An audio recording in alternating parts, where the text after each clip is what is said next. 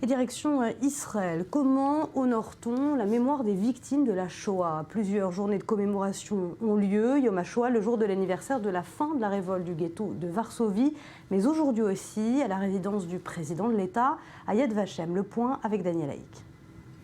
Depuis sa création en 1948, l'État d'Israël a marqué le souvenir de la Shoah au cours d'une journée du souvenir qui a été fixée selon le calendrier hébraïque au 27 Nissan, une date qui tombe aux alentours de la fin du mois d'avril et qui commémore la fin de la révolte du ghetto de Varsovie, une révolte qui avait été conduite par Mordechai Anilevitch, un sioniste retourné à Varsovie pour combattre aux côtés de ses frères et dont la statue se trouve juste derrière moi.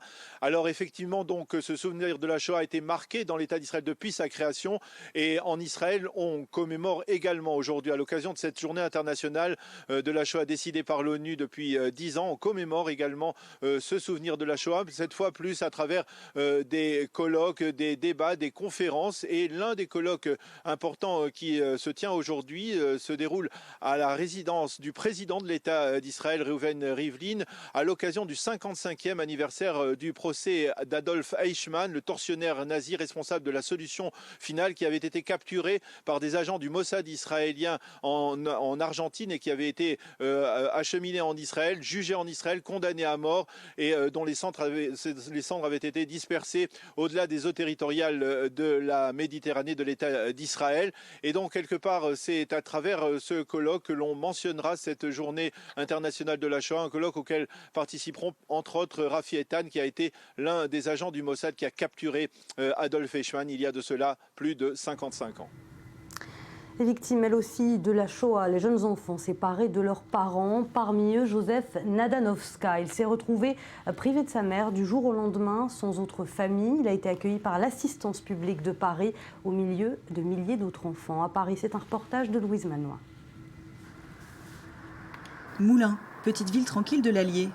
Monique Nadanovska se recueille près de la tombe de son mari, Joseph, abandonné par sa mère. Elle est partie sans savoir où elle était, ce qu'elle était devenue, qu'est-ce qui s'était passé. Depuis l'âge de 4 ans et demi, il s'est retrouvé seul dans la vie. En juin 1942, Shaindla Nadanovska est arrêtée puis déportée à Auschwitz. Elle n'est jamais allée chercher son fils à l'école. Recueilli par l'assistance publique, le petit Joseph découvre quelques semaines plus tard sa nouvelle famille dans la campagne française. Il grandit en chérissant le souvenir de sa mère, sans connaître son origine juive polonaise. J'ai dit, alors tu te souviens? Ah oui, parfaitement.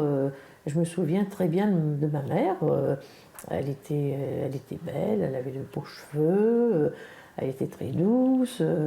Voilà, je me souviens qu'on faisait des promenades et tout ça. Bon. À sa majorité, le jeune homme écrit à l'assistance publique pour retrouver sa trace, mais il n'obtient rien d'autre qu'une confirmation d'abandon. Après son mariage avec Monique, il poursuit sa quête, en vain. J'avoue que ça a été, pour lui, ça a été dur, et puis pour moi, c'était la douche froide, quoi, parce que je n'imaginais pas que... Bon, évidemment, puis j'étais jeune, alors moi, je ne m'imaginais pas que c'était pas possible, quoi. Je disais, mais c'est pas possible, on ne peut pas savoir. Bon, pas question. Joseph n'obtiendra jamais d'autre réponse. C'est Monique qui découvrira la vérité un soir derrière son ordinateur.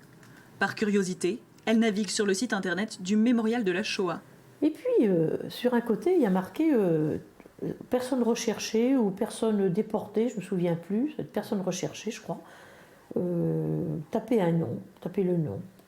Bon, j'ai dit, je vais taper Nadanovska, hein. Après tout, mais juste, j'ai pas mis de prénom, hein, j'ai juste mis Nadanovska.